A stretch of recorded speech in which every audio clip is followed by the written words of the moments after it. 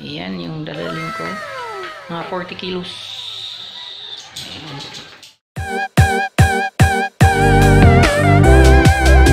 Guys, good morning.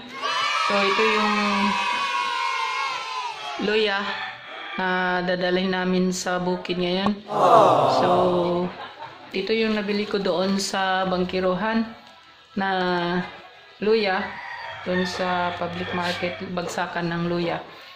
So ito pala ay naka-classify na siya, guys. Kumbaga ito, kung makikita nyo, hati-hati na siya, guys. So doon pala sa palengke, swerte ako, nakakuha ako nito na may mga may mga tutubo na, guys.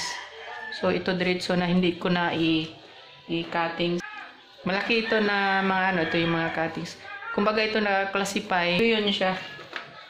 May mga mata na. So diretso ko na tanim doon. 3 hours later. And guys, welcome back sa ating channel. Nilinis namin. Mainit na araw sa ating lahat. So nag-decide ako na taniman ng luya. Baka bukas pwede na itong taniman. Kaya ako si Lawrence. Katulong ko dito kasi bukas pa yata yung i-hire namin na tutulong. Kabukas, update tayo bukas, guys. So yun. Ayun na. Guys, good morning. Ayan, with Brad Nilo. Dito na kami, guys. Ito na yung luya na itanim namin. Dito tayo ngayon. Umpisa kami kahapon na prepare sa lupa. And then butas kami ng lupa kasi lagyan namin ng pangpataba. Kumbaga replace namin ng tulad nito, guys.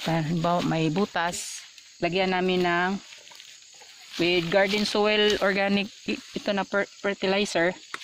So yan,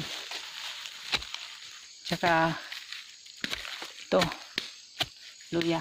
Ganun lang, guys, ganun lang kasimple. Yan, then tabunan konti. Yan, ganun lang, guys. So kasama ko ngayon si Brad Nilo, yung nagtulong sa akin dito with my son Lawrence and taas. Hindi pa kasi ito natapos pag clearing yung mga stem ng corn dahil umulan kahapon.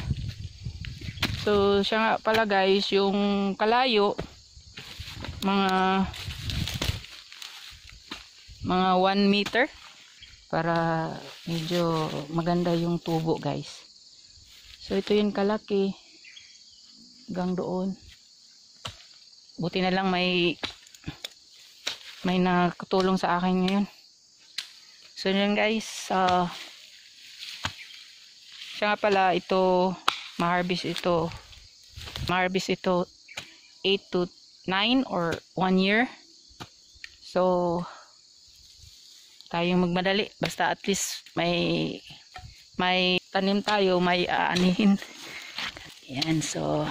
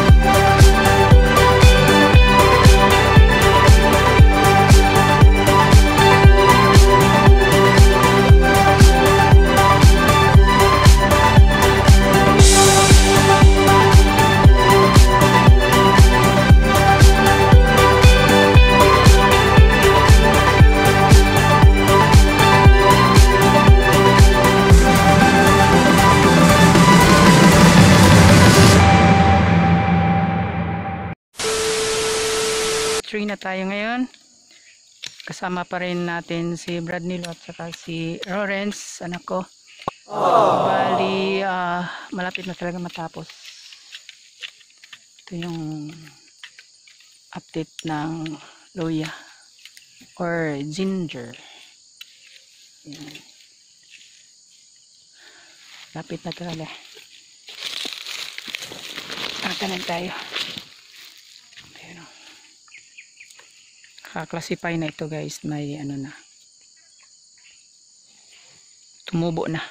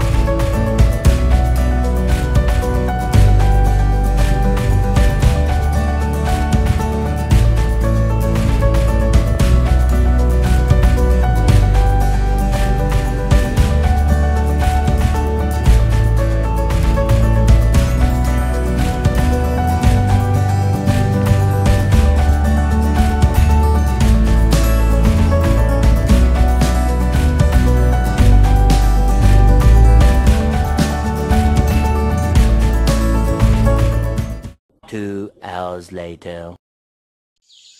Yan. Hanggang doon sa taas. Kita nyo may mga brown puno ng palayan siya na nilagay namin sa puno ng loya. Tulad niya, no? Yan ako si Lawrence. Yan. Ano ito guys? Dagami or puno ng palay. Tinakpan namin yung butas ng tinanim namin na luya. So para hindi maano itong luya sa init. Saka fertilizer din ito, guys. A few moments later. So yun, salamat sa inyong panonood. Update lang tayo dito, guys, kung ilang araw ito magtubo. So yan, Merry Christmas sa ating lahat. So thank you for watching, guys. See you our next vlog. Bye! Like, share, and subscribe sa aming channel, Rinroot TV. Yun! Bye!